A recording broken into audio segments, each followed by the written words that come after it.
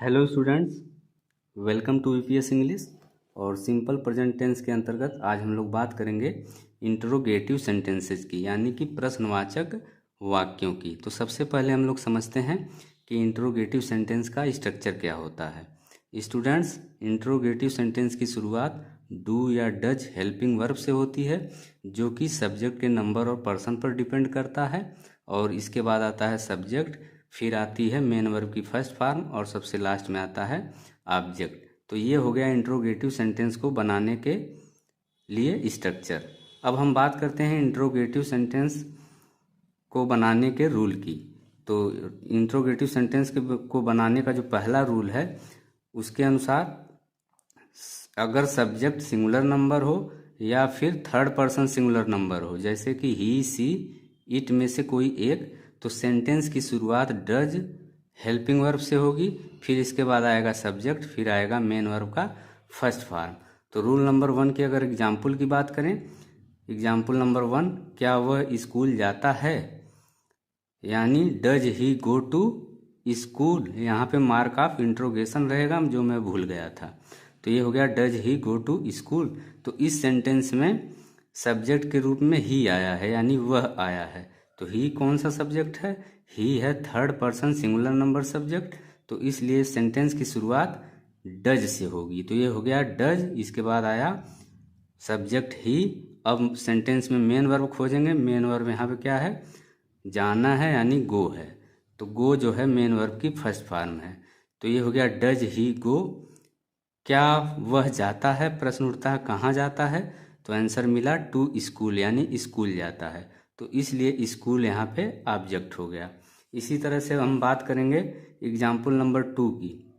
क्या राम शतरंज खेलता है, यानी डज राम प्ले चेस। तो इस सेंटेंस में सब्जेक्ट के रूप में राम आया है। राम क्या है? प्रॉपर नाउन है, और इसी के साथ सिंगुलर नंबर सब्जेक्ट है। सिंगुलर नंबर सब्जेक्ट है, तो राम के जस्ट पहले यहाँ पे डज आएगा, यानी सेंटेंस की शुरुआत जो होगी हेल्पिंग वर्ब डज से होगी। डज, इसके बाद सब्जेक्ट राम, और फिर इसके बाद मेन वर्ब क्या है? खेलना। खेलना की इंग्लिश प्ले। प्ले जो है मेन वर्ब का फर्स्ट फॉर्म है। तो ये हो गया डज राम प्ले। क्या राम खेलता है? अब प्रश्न उठता है राम क्या खेलता है, तो आंसर मिला चेस, यानी शतरंज खेलता है। तो चेस यहाँ पे ऑब्जेक्ट के रूप में आया है। अब हम बात करेंगे रूल नंबर 2 की। तो आइए देखते हैं रूल नंबर 2 क्या है। स्टूडेंट्स, यदि सब्जेक्ट प्लूरल नंबर हो या फिर आई, वी, यू, दे में से कोई एक हो, तो सेंटेंस की शुरुआत हमेशा हेल्पिंग वर्ब डू से होगी, फिर इसके बाद आएगा सब्जेक्ट, फिर आएगा मेन वर्ब का फर्स्ट फॉर्म। रूल नंबर 2 के एग्जाम्पल की अगर बात करें, क्या मैं तुम्हें एक घड़ी देता हूँ, तो यहाँ पे सब्जेक्ट के रूप में मैं आया है, यानी आई आया है। तो सेंटेंस की शुरुआत हेल्पिंग वर्ब डू से होगी। डू के बाद सब्जेक्ट आई आएगा। फिर अब मेन वर्ब खोजेंगे। मेन वर्ब यहाँ पे है देना। देना की इंग्लिश गिव। गिव जो है मेन वर्ब का फर्स्ट फॉर्म है। तो ये हो गया डू आई गिव। क्या मैं देता हूँ, तो मैं किसे देता हूँ, यानी तुम्हें। तो ये यू हो गया। यू क्या हो गया? यहाँ पे ऑब्जेक्ट हो गया। तो डू आई गिव यू। अब प्रश्न उठता है क्या देता हूँ, आंसर मिला एक घड़ी, यानी ए वॉच। तो ये हो गया do I give U A watch. तो इस सेंटेंस में दो ऑब्जेक्ट हो गए, एक है यू और दूसरा है वॉच। तो इसमें से एक डायरेक्ट ऑब्जेक्ट है और एक इनडायरेक्ट ऑब्जेक्ट है। तो जब हम डायरेक्ट और इनडायरेक्ट ऑब्जेक्ट की बात करेंगे, तब हम इसके बारे में समझेंगे। फिलहाल के लिए अब हम बात करते हैं किसकी? रूल नंबर 3 की। तो आइए देखते हैं रूल नंबर 3 क्या है स्टूडेंट्स। तो रूल नंबर 3 की अगर हम बात करें, तो इसके अनुसार यदि सेंटेंस के बीच में व्हेन यानी कब आए, वाई यानी क्यों आए, व्हाट यानी क्या आए, तो ऐसी स्थिति में सेंटेंस की जो शुरुआत होगी, ऐसी स्थिति में सेंटेंस की जो शुरुआत होगी वो इन्हीं शब्दों में से किसी एक से होगी। फिर इसके बाद आएगा हेल्पिंग वर्ब डू या डज में से कोई एक, जो कि सब्जेक्ट के नंबर और पर्सन के अनुसार होगा। फिर इसके बाद आएगा मेन वर्ब का फर्स्ट फॉर्म।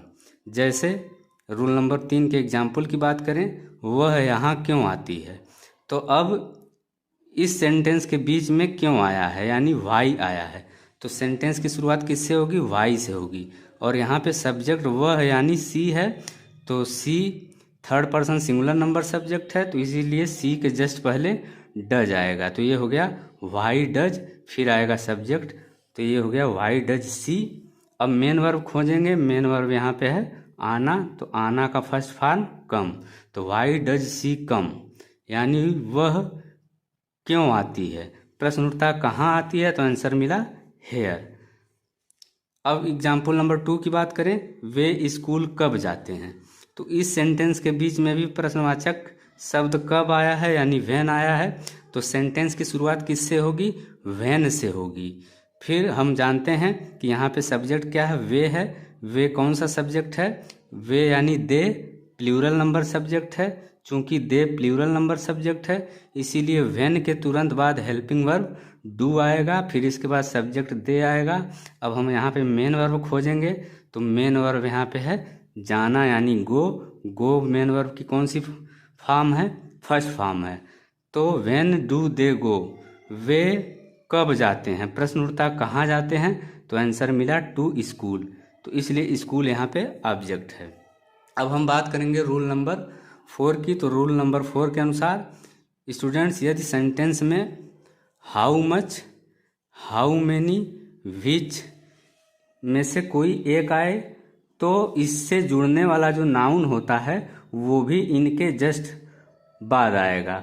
फिर आएगा डू या डज में से कोई एक, जो कि सब्जेक्ट के नंबर और पर्सन के अनुसार होगा।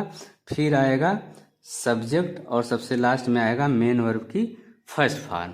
यानी सेंटेंस की शुरुआत हाउ मच, हाउ मैनी या फिर विच, इन्हीं तीनों में से किसी एक से होगी, यदि सेंटेंस में ये शब्द, इनमें से कोई एक शब्द आया हो। फॉर एग्जाम्पल, जैसे तुम कौन सी कमीज चाहते हो, तो यहाँ पे कौन सी आया है, तो कौन सी का मतलब विच, तो सेंटेंस की शुरुआत किससे होगी, विच से होगी। अब विच के साथ कौन सा नाउन जुड़ा है, यानी कौन सी के साथ कमीज जुड़ा है, तो विच के साथ शर्ट जुड़ेगा, यानी कमीज की इंग्लिश शर्ट होगी। तो ये हो गया विच शर्ट। अब यहाँ पे सब्जेक्ट कौन है, तुम है, यानी यू है। तो जब सब्जेक्ट के रूप में यू आता है, तो यू के जस्ट पहले हम लोग हेल्पिंग वर्ब डू लगाते हैं। तो ये हो गया विच शर्ट डू, फिर इसके बाद सब्जेक्ट यू आया। तो अब हम मेन वर्ब खोजेंगे। मेन वर्ब यहाँ पे क्या है, चाहना है, चाहना का फर्स्ट फॉर्म वांट होगा। तो इस तरह से सेंटेंस मिला के हो गया विच शर्ट डू यू वांट, यानी तुम कौन सी कमीज चाहते हो। इसी तरह से एग्जाम्पल नंबर 2 की बात करें, वह कितनी पेंसिलें खरीदता है। तो यहाँ पे कितनी आया है सेंटेंस में, कितनी के साथ पेंसिलें जुड़ा है, यानी हाउ मैनी आया है, और हाउ मैनी के साथ पेंसिल्स जुड़ा है। पेंसिल्स यहाँ पे क्या है, नाउन है। तो सेंटेंस की शुरुआत किससे होगी, हाउ मैनी से होगी। फिर आएगा नाउन जो कि हाउ मैनी से जुड़ा है। नाउन क्या है, पेंसिल्स है। अब यहाँ पे सब्जेक्ट क्या है, ही, यानी कि वह है। चूंकि सब्जेक्ट ही है, तो ही के जस्ट पहले हेल्पिंग वर्ब डज आएगा, और इसके बाद मेन वर्ब खोजेंगे। तो मेन वर्ब यहाँ पे है खरीदना, यानी बाई। अब सबसे लास्ट में हम बात करेंगे रूल नंबर 5 की। तो आइए देखते हैं रूल नंबर 5 क्या है।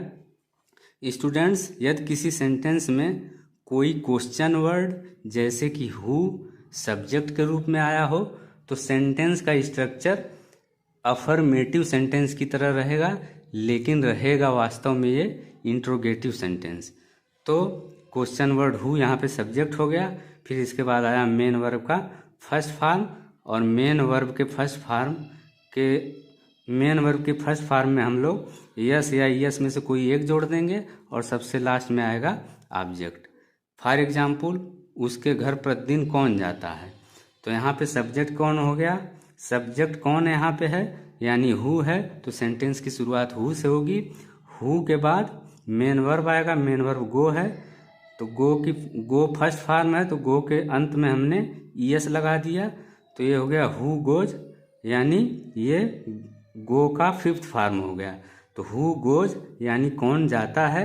अब प्रश्न उठता है कहाँ जाता है, तो आंसर मिला टू हिज हाउस, यानी उसके घर।